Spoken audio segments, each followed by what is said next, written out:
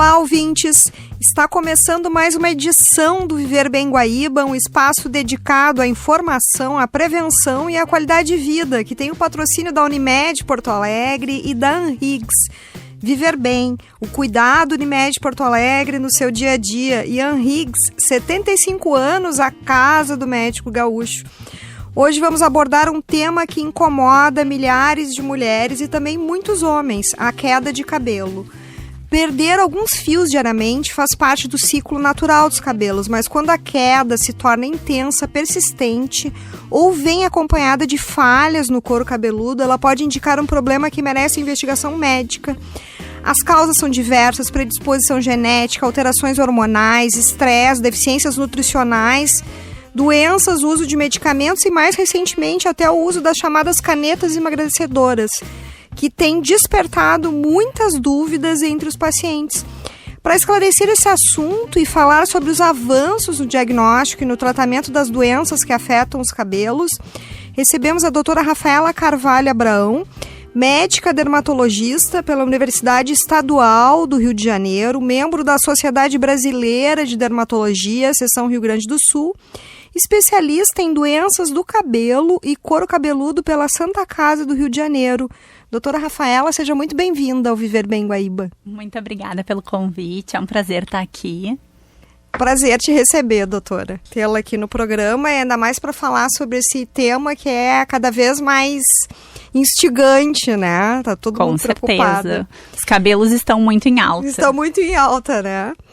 Doutora Rafaela, antes de tudo é importante esclarecer qual é a diferença entre a queda de cabelo, considerada normal, e aquela que deve preocupar. Então, é muito importante a gente entender que essa queda é um percentual e não um número absoluto, tá? Eu falo para todos os meus pacientes que a média de 10 a 15% dos nossos fios vão estar em fase de queda. Então, se tu é uma pessoa que tu tem muito cabelo, tu tem que considerar 10% dos teus fios. Se tu é uma pessoa que tem menos cabelo, é a mesma porcentagem, tá? Eu vejo muita gente falando em número absoluto. 100 fios por dia é o normal.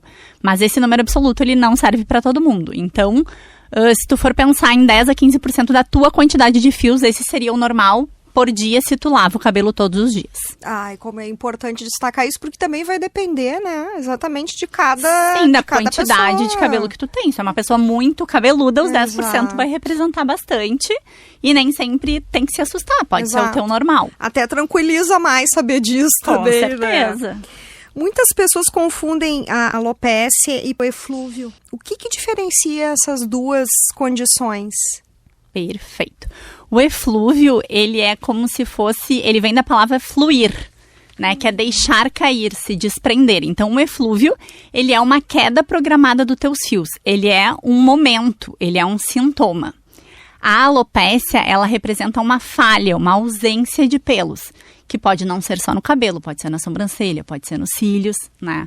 Mas a alopécia e o eflúvio são diferentes nisso. A alopécia, ela pode cursar não só com queda, mas com afinamento, com aparecimento do couro cabeludo. E a alopécia, ela precisa de um sobrenome, né?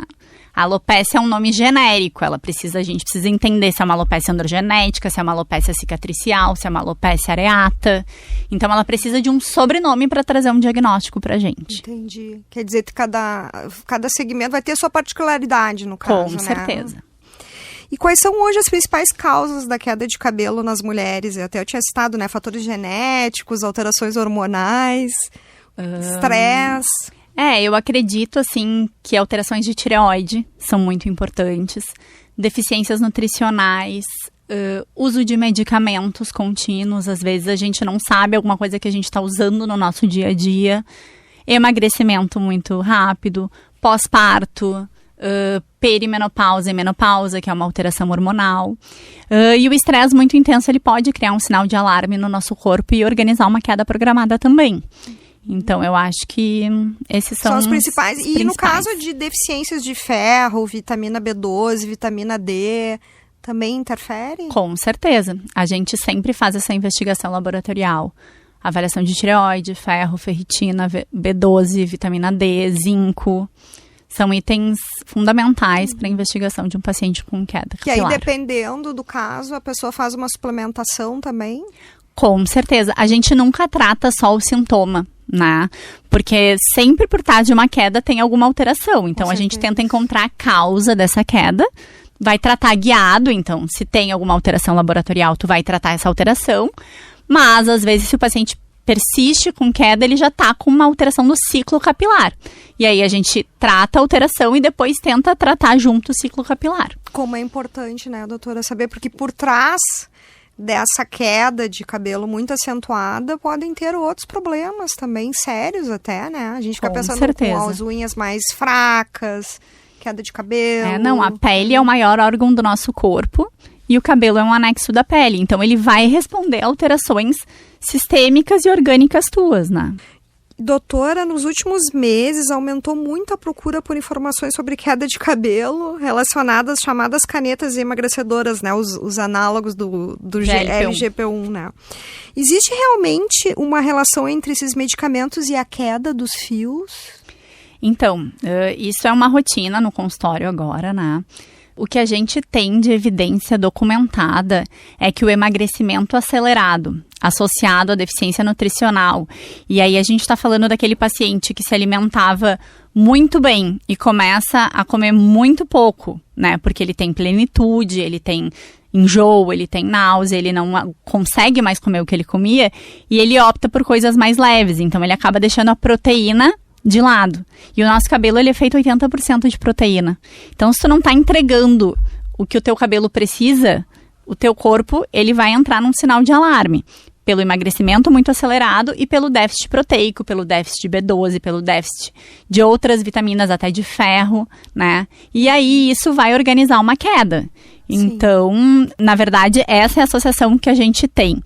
Existem algumas possibilidades da tirzepatida, que é o monjuaro, ter uma toxicidade folicular.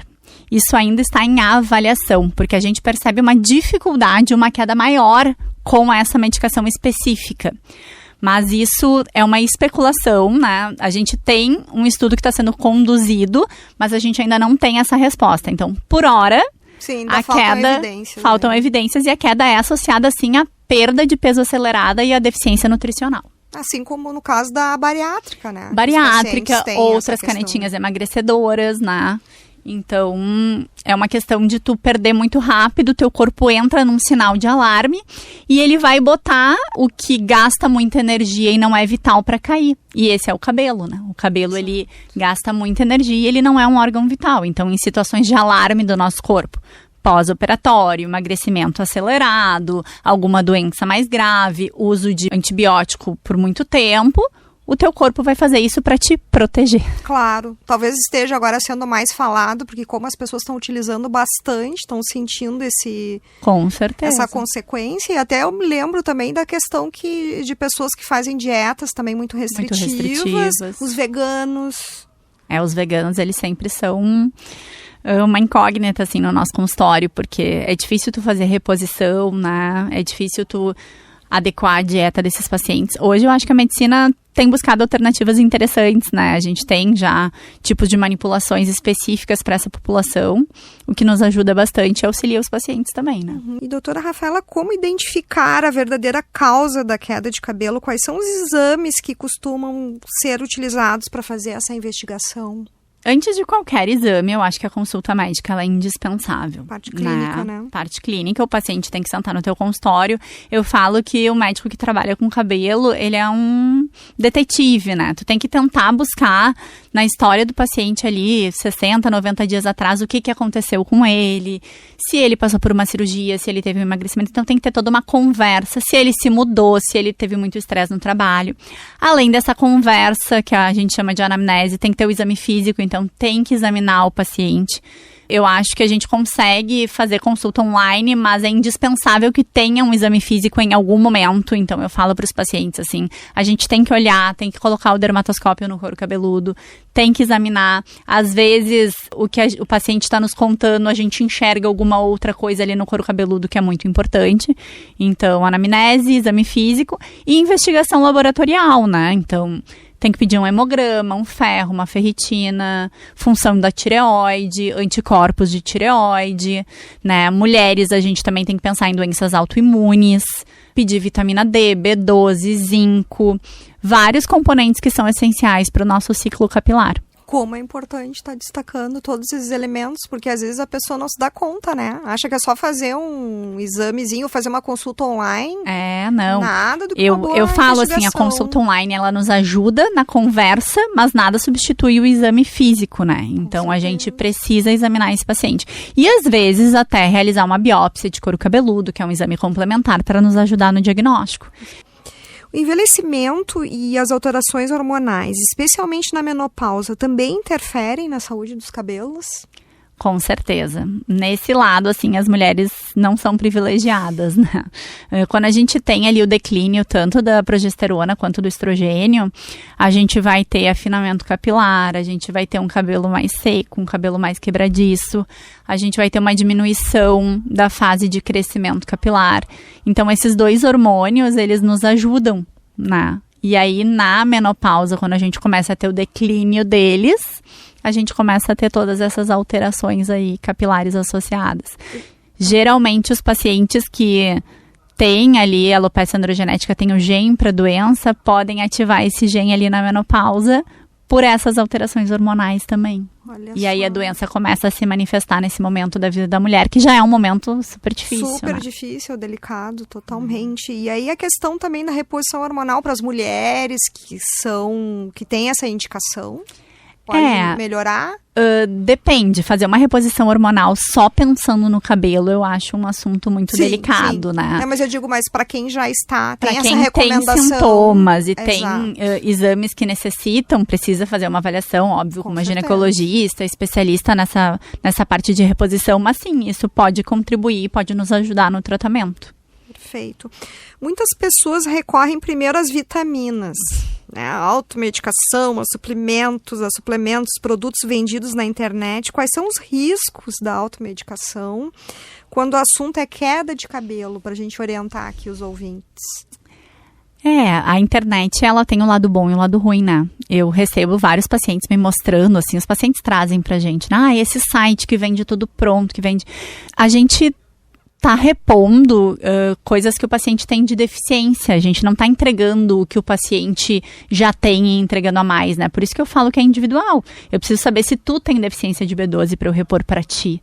E se tu compra uma coisa pronta sem saber essa real necessidade, uma intoxicação ou um aumento de uma vitamina D, em vez de ser bom, pode até ser ruim, né? Pode alterar o teu ciclo capilar, pode te dar outras manifestações cutâneas.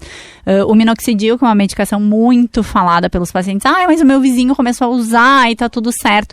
Ele tem a indicação correta, ele tem dose correta, ele tem que ter acompanhamento médico. Mas eu vou só passar no couro cabeludo, mas a gente tem absorção desse tópico, porque o couro cabeludo é muito vascularizado, né? Ele tem um tempo para começar a funcionar, toda medicação ela tem reações adversas, e por isso que o médico tem que estar do lado do paciente para conduzir. Então, acredito que esse é o maior problema, assim. E, doutora Rafaela, quais são hoje os principais tratamentos para os diferentes tipos de alopécia e para o eflúvio? Então, o tratamento é bem individualizado, né? Claro, mas os que são mais preconizados. A gente usa bastante medicação tópica, né? Então, minoxidil é uma medicação muito conhecida. Ele pode ser usado via tópica, via oral. Os inibidores de 5-alfa-redutase são medicações que vão evitar o afinamento ali em quem tem alopecia androgenética. A gente geralmente faz procedimentos associados em consultório. A gente usa mesoterapia, que é a injeção de medicamento no couro cabeludo. A gente faz microagulhamento para entregar medicamento também no couro cabeludo. A gente tem laser para melhorar a inflamação, para melhorar a densidade capilar, para melhorar a tua fase de crescimento e a vascularização do couro cabeludo. A gente tem eletroporação, que é uma máquina que através de pulso elétrico também vai entregar ativo no couro cabeludo. Então eu acho que assim a gente tá com a evolução da tecnologia. Exatamente, a gente tá com muita tecnologia e tem o básico que é feito em casa também, né? O cuidado com a higiene, os produtos que são desenvolvidos e manipulados para cada paciente, dependendo do tipo de pele dele, do tipo de cabelo dele. Então, tratamento tópico, oral, muita coisa de consultório também, muito procedimento de consultório. Bioestimuladores também. A gente ainda não tem bioestimuladores para couro cabeludo, né? Mas eu acredito que isso deve ser uma coisa que daqui para frente vai se falar mais. Pensando em tratar o colágeno do couro cabeludo, Isso. A gente vai ter que estimular ele de algum jeito. Exato. As terapias também regenerativas, né? As terapias regenerativas, elas vieram para chegar na medicina, né? Claro que a gente tem que ter bastante cuidado, porque o nível de evidência ainda não é um nível alto e não é um nível que nos traz muita segurança, mas eu acredito que é uma promessa tanto para pele quanto para cabelos. E o que eu digo para os ouvintes, a gente tem que buscar um especialista para conversar, porque a gente vê muito no TikTok, no Instagram, receitas mágicas e às vezes também medicações, shampoos, que isso pode ter um efeito contrário, né? Com certeza, cada ser humano é individual, cada caso é um caso. E medicina não é matemática, né? Então, assim, a gente precisa estudar aquela pessoa e entender o que ela precisa. Doutora Rafaela, um tratamento que a gente ouve as pessoas falar é a questão dos exossomos para queda de cabelo. Então, gostaria de saber a tua opinião, né? E como é que eles atuam no couro cabeludo, se realmente a ciência já comprova essa teoria. Então, essa terapia, perdão. Os exossomas, eles são vesículas, microvesículas de comunicação. Teoricamente, eles têm um potencial regenerativo, então eles entram ali para as terapias regenerativas, tá? Hoje a gente não tem nenhum respaldo para injeção de exossomas, mas a gente consegue usar eles como drug delivery. O que significa isso? Tu pode abrir um canal na pele através de um laser ou através de um microagulhamento e depositar aquilo como um produto tópico, tá? Por ele ser microvesícula, ele promete penetrar e aí tem todos os efeitos benéficos, que seriam melhorar a vascularização, efeito anti-inflamatório, controle da microbiota e possivelmente regenerar um folículo que já era cicatrizado, né? Então, a nossa aposta nos exossomas são isso, é a regeneração folicular, que é uma coisa que até então a gente não tinha, né? E que agora chegou com uma promessa, que ainda não tem estudos suficientes que nos façam utilizar isso para todo mundo, mas eu já utilizo em alguns pacientes e eu acho que explicando para o paciente o que é, como que pode ser usado, a segurança dele, o que ele pode trazer, é legal para a gente começar a entender esse produto. Eu acredito que a medicina regenerativa é uma coisa que tá por vir com mais evidência para a gente ter mais segurança. A gente não pode desconsiderar ela, mas ela está longe de ser nossa primeira opção de tratamento. Em que situações o transplante capilar pode ser indicado? Né? Toda pessoa com queda de cabelo pode realizar esse procedimento? Uma dúvida bem comum. Não. Tá, eu acho que o transplante capilar, ele é um tratamento que ele é muito interessante, ele traz resultados muito legais, mas o paciente tem que estar em acompanhamento por no mínimo 1 ano, né? Tem que fazer todo um tratamento para fazer o transplante. A alopecia androgenética tratada é uma opção de transplante e algumas doenças cicatriciais também, a alopecia fibrosante frontal. Se o paciente não tem a atividade inflamatória da doença por 2 anos, ele é um paciente candidato ao transplante capilar. Como é importante, a gente está falando aqui dos casos específicos, não é para todo mundo. Não é para todo mundo, o paciente tem que ser avaliado, até porque é um investimento, então para o paciente colher os frutos desse investimento, ele tem que ser muito bem indicado e tem que ter a época certa para fazer, né, o horário ideal daquele paciente ali para receber o transplante. E a continuação também, né, com desse certeza. Tratamento também. Tem que fazer uma avaliação fazer o procedimento e continuar fazendo o acompanhamento pós-cirúrgico. A saúde emocional também pode ser afetada pela queda de cabelo. Como é que a senhora percebe esse impacto nos pacientes? Com certeza a saúde emocional é afetada. Eu até comentei contigo que eu falo que às vezes a consulta capilar ela é uma terapia junto, né? O paciente ele precisa ser acolhido, ele quer conversar. A gente vê que o estresse, que é uma coisa que está no dia a dia de todo mundo hoje, afeta o nosso ciclo capilar. Então, o estresse, ele pode aumentar o teu cortisol, né? Ele pode tu não dormir bem, ele pode te gerar uma reação de alarme no teu corpo que vai fazer também o teu cabelo cair.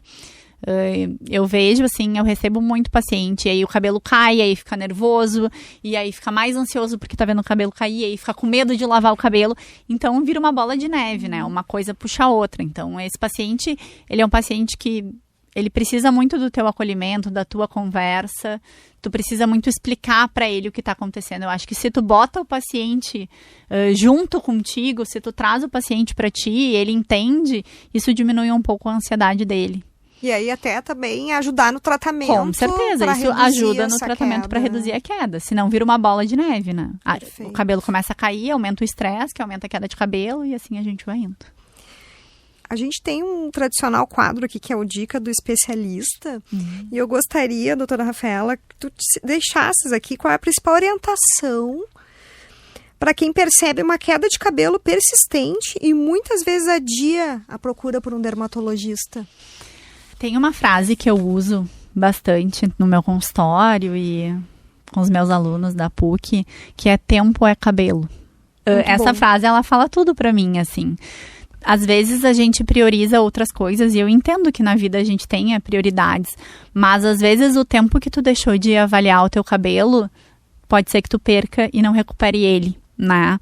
Eu acho que o que aconteceu com a Covid, que agora a gente tá vendo também com as canetinhas emagrecedoras, que o paciente perdeu muito cabelo, mas depois vai voltar.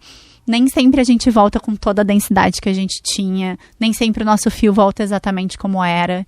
Então, antes tu perceber uma alteração capilar, procura. Às vezes vai ser uma consulta de orientação, de conversa, que vai te ajudar e te deixar mais tranquilo para seguir o teu tratamento. Então, tempo é cabelo Eu adorei essa. É que eu digo...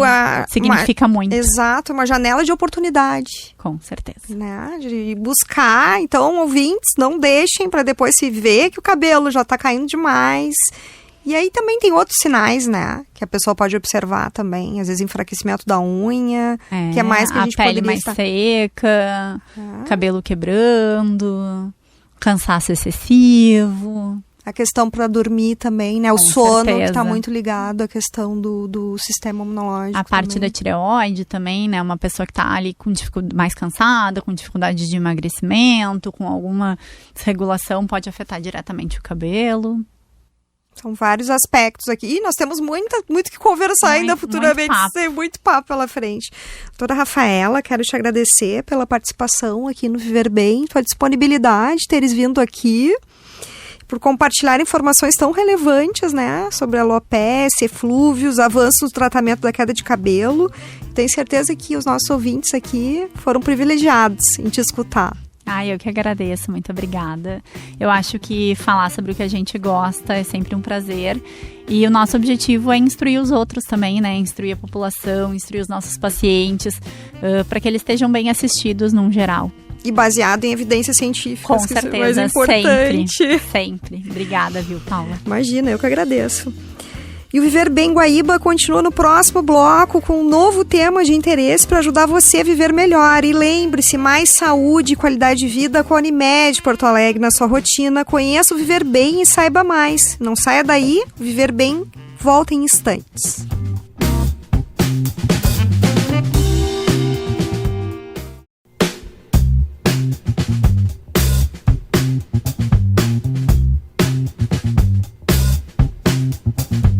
Estamos de volta com o Viver Bem Guaíba, que tem o patrocínio da Unimed Porto Alegre e da Anhiggs. Viver Bem, o cuidado Unimed Porto Alegre no seu dia a dia. E Anhiggs, 75 anos, a casa do médico gaúcho.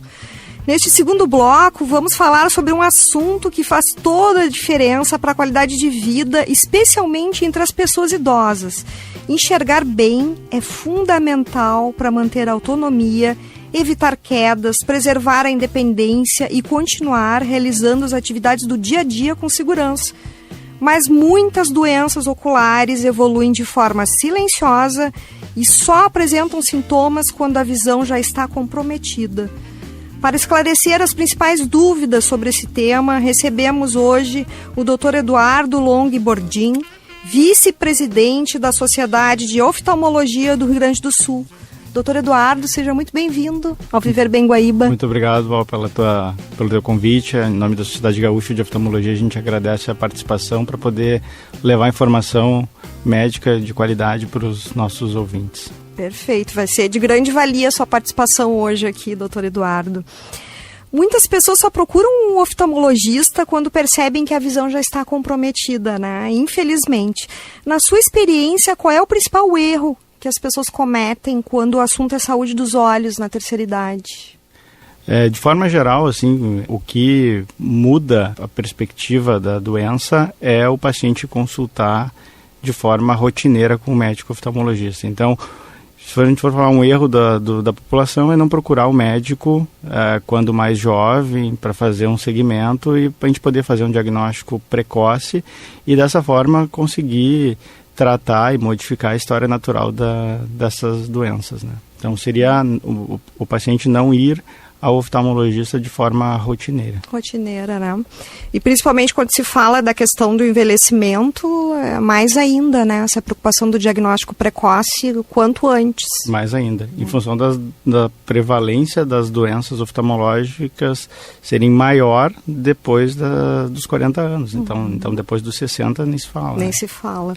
O aumento da expectativa de vida faz com que cada vez mais pessoas convivam com doenças oculares relacionadas ao envelhecimento. Quais são hoje os principais problemas de visão que acometem a população idosa, doutor Eduardo, para a gente trazer alguns exemplos? Pergunta. Hoje, o principal problema sem sombra de dúvida, é a catarata. A catarata é o principal fator que causa baixa visual, felizmente reversível na população idosa. Depois a gente tem glaucoma, doença macular relacionada à idade, que é uma doença da retina, e entre outras depois a gente vai ter também olho seco, né? Enfim, a retinopatia diabética nessa população com diabetes, mas catarata, retinopatia relacionada à idade e o glaucoma são as principais causas hoje de as doenças mais prevalentes na terceira idade. O grande desafio é que muitas doenças evoluem de forma silenciosa e quando os sintomas aparecem, a visão já pode estar bem comprometida, né? Quais são os sinais de alerta que não devem ser ignorados, até por essa população, né? Quando a gente vai ficando mais velho, né, às vezes a doença ela vai aparecendo de uma forma muito lenta, às vezes a gente passa despercebido, né? Gradual, né? Gradual. Então, a baixa visual, né, aquela perda de contraste, que às vezes é difícil de a gente conseguir identificar, porque ela vai acontecendo muito lentamente. Mas a dificuldade para dirigir de noite, dificuldade para ver objetos, para identificar rostos. Por exemplo, a paciente que não consegue identificar uma pessoa do outro lado da rua, né? Ou dirigir na chuva, né? Tropeça com frequência, bate em objetos com frequência. Esses são os principais sintomas, né, de forma geral, que acomete essa população. Que as pessoas devem observar até um desequilíbrio, como tu havias citado, às vezes não conseguem enxergar um degrau, né? As nossas ruas que são mais irregulares, enfim, com calçamento muitas vezes não adequado, começam a tropeçar, enfim, isso a gente tem que ter um pouquinho mais de cuidado, porque a idade por si só já deixa mais instável. Vulnerável, né? Vulnerável. E se tu associar isso à baixa visual, a tendência é maior desse paciente vir a ter uma queda, um acidente. Nossa, é um risco bem grande, né, doutor Eduardo? E quando falamos em perda de visão, não estamos falando apenas de dificuldade para ler ou enxergar de longe, né? De que forma uma doença ocular pode comprometer a autonomia, aumentar o risco de quedas, como o senhor havia comentado, e afetar a qualidade de vida desse idoso?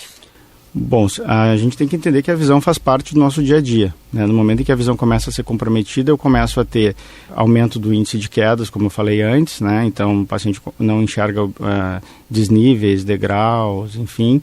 Ele começa a não ver rostos, isso começa a fazer com que ele se torne mais isolado socialmente. Então, essa questão toda da perda visual traz também outras consequências, que não só a perda em si, né? Claro. Mas o isolamento social, né? O aumento do índice de ansiedade, o aumento do índice de depressão nessa população que também já está mais vulnerável para essas questões do isolamento. Claro, essa pessoa sai menos de casa também, né? Às vezes até o risco de tomar uma medicação errada. Isso. Compromete o ato de dirigir, aquelas questões de autonomia do dia a dia, até ir no supermercado, enfim, começam a ficar comprometidas, porque o paciente daqui a pouco começa a ter medo de sair, não enxergar de forma adequada, né? Então, o acompanhamento precoce, né, e rotineiro com o oftalmologista é fundamental para a gente manter a autonomia desse paciente. Nossa, muito importante, doutor Eduardo, trazer esses aspectos. E agora, para a gente começar falando aqui pela catarata, né, que continua sendo uma das principais causas de perda visual no envelhecimento, o que provoca essa doença e em que momento ela começa a interferir na rotina do paciente? A catarata nada mais é do que uma opacidade na lente que a gente tem dentro do olho, que se chama de cristalino. No momento que essa lente vai ficando opaca, entra menos luz dentro do meu olho e com isso a minha qualidade visual começa a reduzir, né? Então, quando que o paciente começa a perceber? É quando ele começa a ter dificuldade para dirigir de noite. Esse é um dos principais sintomas. Ao sair de noite, as luzes dos faróis, dos carros, das luzes da cidade começam a ficar com halos, começa a impactar com quedas, né? Dificuldade para ver objetos, dificuldade para definir rostos, começa a impactar o seu dia a dia, a sua autonomia. Tem uma faixa etária que ela é mais prevalente do aparecimento da catarata? Assim, de modo geral, a catarata, hoje a gente tem assim, pacientes abaixo de 65 anos, 25% da população tem catarata. Entre 65 anos e 75 anos, a gente tem uma média aí de 40% de pacientes com catarata. E acima dos 75 anos, então, a prevalência gira em torno de 75% a 80% da população. Então, de modo geral, assim, acima dos 65 anos é onde a catarata começa a impactar mais essa população de mais idade. Por isso que é importante, né? As pessoas, até já pegando o gancho da próxima questão, que é, antigamente se dizia muito, esperar a catarata amadurecer. Isso. Né? Para operar. Né? Então, esse conceito mudou. O conceito mudou. Antigamente as técnicas cirúrgicas eram diferentes, a gente não tinha um perfil de segurança tão alto quanto a gente tem hoje, né? A cirurgia é minimamente invasiva, super segura, com recuperação super rápida. E a população também está mais exigente do ponto de vista visual, a população tem uma autonomia grande, então eles acabam sentindo muito mais a necessidade de operar de uma forma mais precoce. Então, hoje a gente não espera a catarata amadurecer. Quando é que a gente indica a cirurgia de catarata? Quando ela começa a comprometer a atividade do dia a dia do paciente. Então, o paciente no dia a dia tendo as suas atividades comprometidas, ele reduzindo a sua autonomia, esse é o momento de operar a catarata. A janela de oportunidade, né? Isso, digamos ali. Isso. E hoje, como a cirurgia é muito segura, né? Nessa faixa etária dos seus 60 anos para cima, a cirurgia vai muito bem. É tranquilo. E qual é a técnica hoje que é mais preconizada, doutor Eduardo, para a cirurgia de catarata? Hoje a técnica que a gente utiliza se chama de facoemulsificação, né, com implante de lente intraocular. Essa técnica são incisões bem pequenas, que variam de 2,2 a 2,7 milímetros. A gente faz a sucção dessa catarata com um sistema de ultrassom, né, super seguro. Cirurgias que são muito tranquilas. Minimamente invasivas. Minimamente invasivas, com taxa de recuperação super alta. A grande maioria dos pacientes hoje não precisam de pontos, então o paciente vai para casa, muitas vezes ele sai sem curativo ou retira o curativo no mesmo dia da cirurgia. Então a recuperação é muito tranquila. É bem tranquila. E a catarata seria uma membrana? Não bem uma membrana, mas ela é como eu disse antes, o cristalino, que é uma lente que a gente tem dentro do olho, natural do olho, né? Que ela é totalmente transparente, como se fosse um vidrinho, ela vai ficando opaca, ela vai ficando amarelada, esverdeada e de coloração mais amarronada quando ela está mais avançada. Isso vai fazendo com que a luz entre menos dentro do olho. Então a gente tira esse núcleo, essa parte interna dessa lentilha, dessa lente que está opaca, e implanta uma nova lente lá dentro. A depender da doença de base dele, se ele não é um paciente que tem glaucoma, se não é um paciente que tem doença de retina, a gente pode trabalhar numa gama grande de quantidades de lentes que podem trazer mais independência. Olha que bacana, quer dizer, no caso de uma miopia. No caso de uma miopia, de um paciente que é míope, tu pode melhorar a miopia dele, implantando uma lente, trazendo independência do uso de óculos. Que maravilha. Outra doença que preocupa bastante, né, os oftalmologistas é a degeneração macular relacionada à idade. Uma das principais causas de perda de visão, né, na questão do idoso. O que é essa doença e quais sintomas merecem atenção? A doença macular relacionada à idade, que a gente chama de DMRI, Ela é uma doença que afeta basicamente pessoas acima de 60 anos de idade. Pode acontecer antes, até pode, mas a prevalência é maior acima dessa idade. Ela afeta uma área nobre da retina que se chama mácula. A mácula é onde a gente tem os receptores de visão mais nobres, onde a gente tem aquela visão de detalhes. Então essa doença ela tem a forma seca e a forma úmida. A forma seca dela graças a Deus, corresponde a 90% dos casos, e a forma úmida, então, 10%. No entanto, essa forma úmida é a forma mais grave, onde ela pode ter um comprometimento grande da visão central, na grande maioria dos pacientes. Então, é uma doença bastante prevalente nessa faixa etária, que exige acompanhamento contínuo, né? E aí esse tratamento ele vai ser basicamente com polivitamínicos, enfim, bem específicos quando é na forma seca, e na sua forma úmida, a parte mais exudativa que a gente chama, quando começam a crescer vasos novos, às vezes a gente tem que fazer um tratamento com algumas injeções dentro do olho que funcionam muito bem, conseguem segurar muito bem a doença. Então o prognóstico é bem... No paciente que faz acompanhamento rotineiro, a gente consegue ter uma boa estabilidade da qualidade visual. Da qualidade visual. Nós vamos fazer uma breve transição aqui para o terceiro bloco, intervalo, e logo voltamos. Estamos conversando com o Dr. Eduardo Bordim, vice-presidente da Sociedade de Oftalmologia do Rio Grande do Sul, sobre os principais problemas de visão que afetam a população idosa. Mais saúde e qualidade de vida com a Unimed Porto Alegre na sua rotina. Conheça o Viver Bem e saiba mais.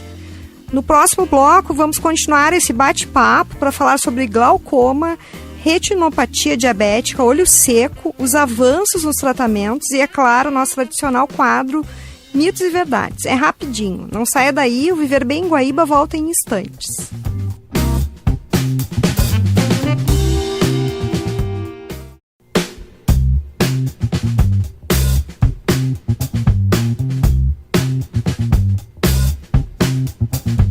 Estamos de volta com Viver Bem Guaíba e seguimos conversando com o Dr. Eduardo Bordim, vice-presidente da Sociedade de Oftalmologia do Rio Grande do Sul, sobre saúde ocular e envelhecimento saudável. Dr. Eduardo, o glaucoma é conhecido como o ladrão silencioso da visão, né? Justamente porque ele evolui sem causar sintomas nas fases iniciais. Por que essa doença é tão perigosa e qual é a importância do diagnóstico precoce?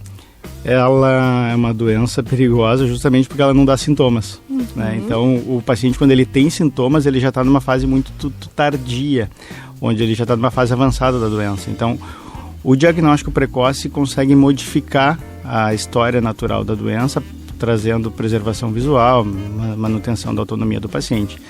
Então, quando o paciente não consulta de rotina e os sintomas se manifestam, ele já está em uma perda visual de campo periférico, e nessa fase já não tem mais o que fazer, porque uma vez que o dano ele foi, o dano chegou, a gente não consegue mais reverter ele. Então, a gente consegue tratar a doença na sua fase inicial, na sua fase quando ela ainda não deu sintomas. Por isso, a importância do paciente consultar com seu oftalmologista de confiança de forma rotineira. E fazer esse diagnóstico quanto antes, antes. Qual é a prevalência do glaucoma na população hoje? Em torno de 2 a 3% da população.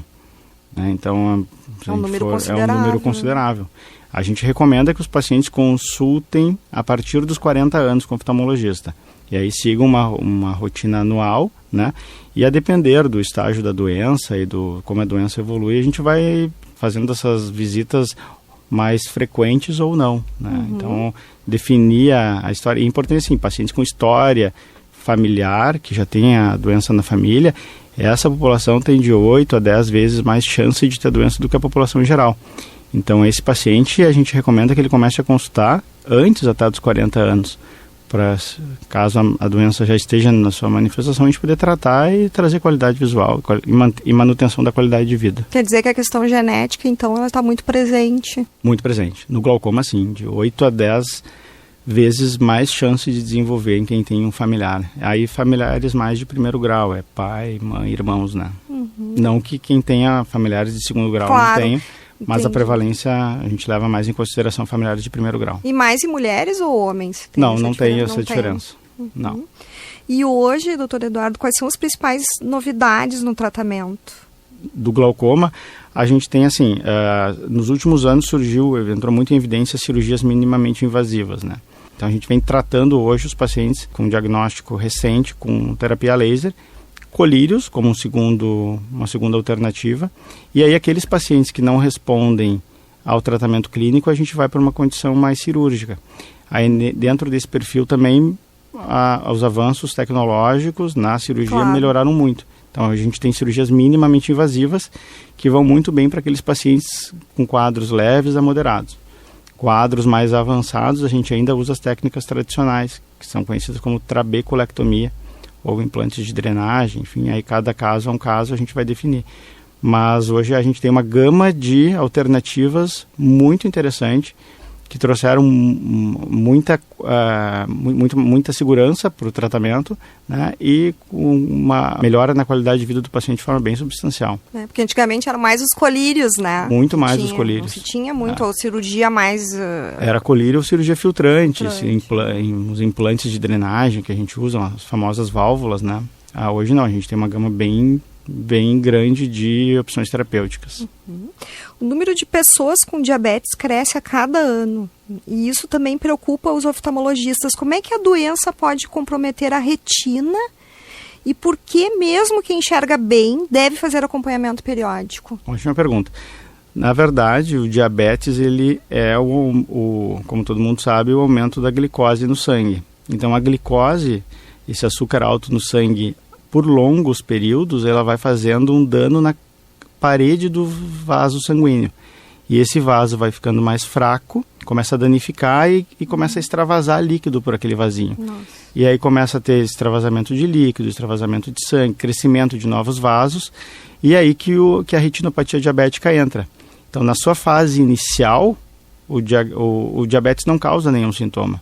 E muitas vezes nas suas fases intermediárias também não. Quando o paciente começa a ter sintomas pela retinopatia diabética, a gente já está numa fase muito avançada e os tratamentos ficam muito mais difíceis.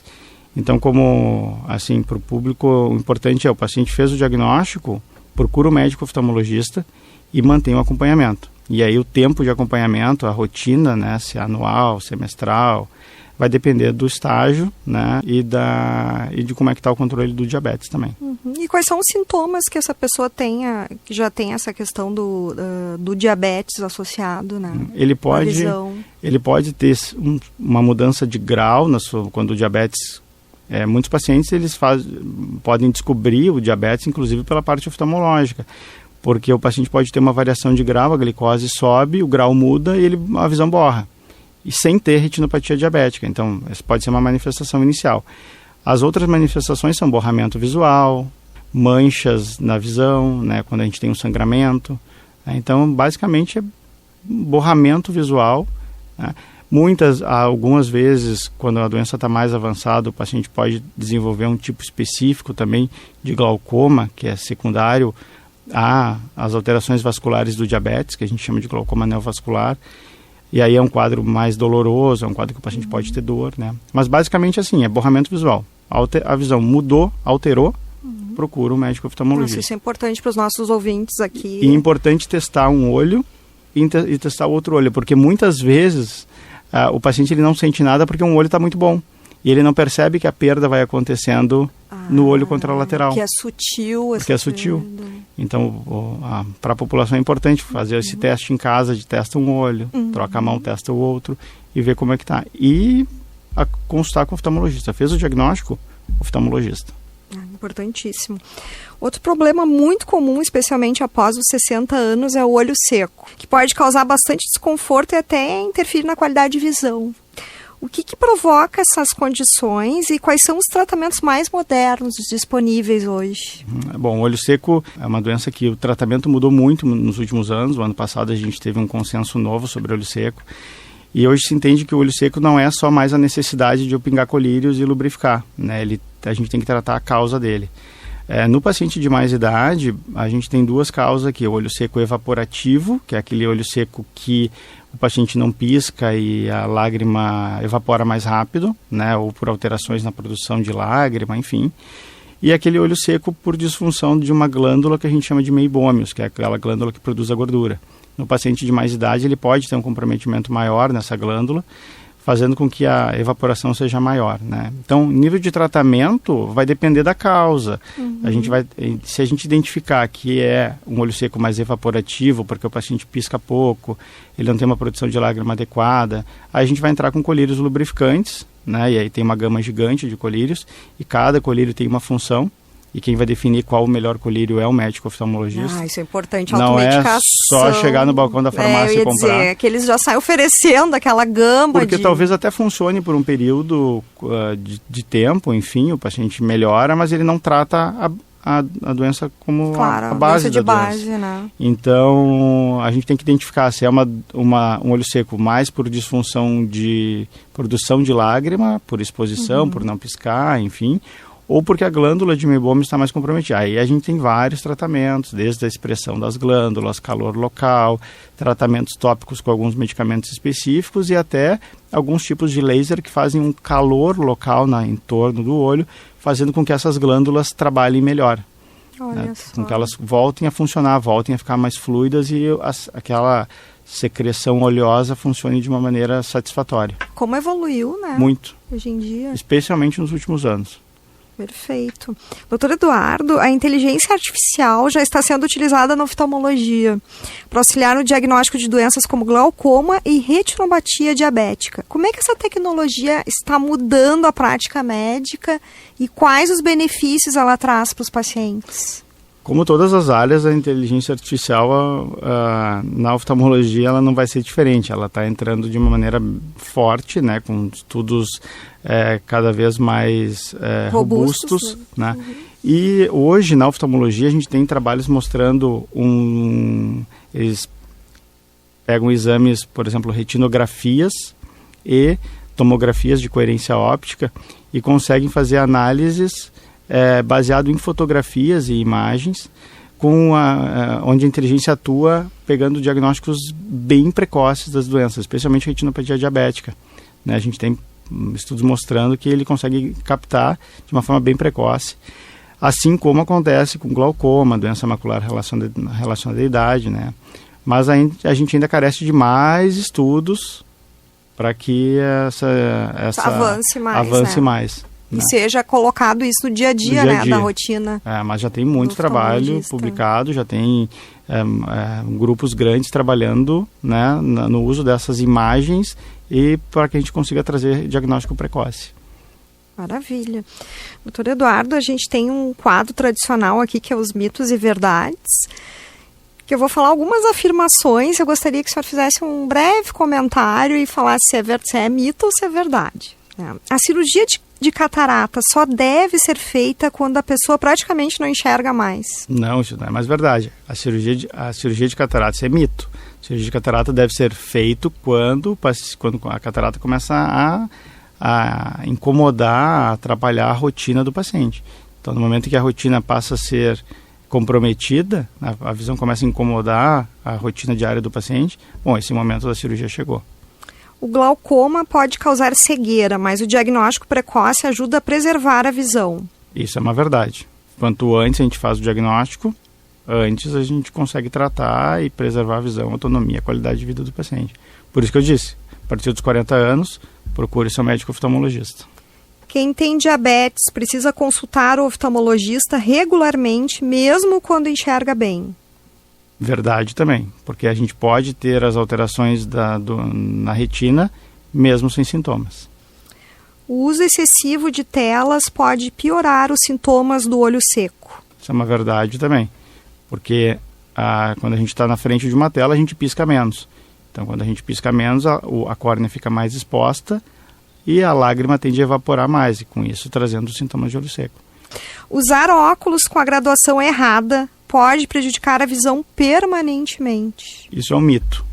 Usar o óculos de forma inadequada, ele pode dar dor de cabeça, ele pode dar desconforto visual, mas ele não vai prejudicar a visão. Para o público adulto. Para a criança é um pouco diferente. Para a criança, sim, o óculos com a prescrição equivocada pode gerar danos permanentes, porque é na idade até os 7 anos que o cérebro forma a sua parte visual. Então, nesta idade, o óculos equivocado pode trazer consequências bem sérias.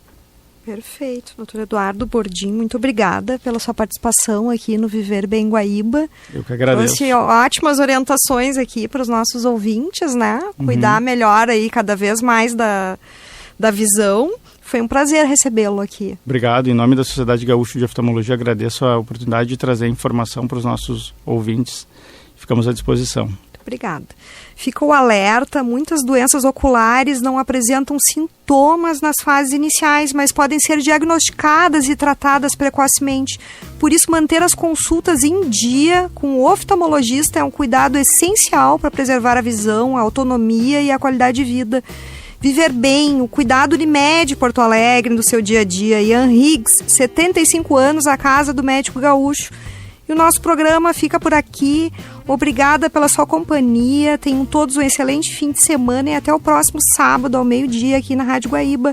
Este programa ficará disponível no Spotify e no YouTube para quem quiser ouvir novamente ou compartilhar com familiares e amigos. Na mesa de áudio, Luciano Vargas, na equipe técnica, Cleiton Lopes, produção e apresentação, Paula Sá, gerência de jornalismo e esporte, Rafael Sequim e direção geral de Claudinei Girotti.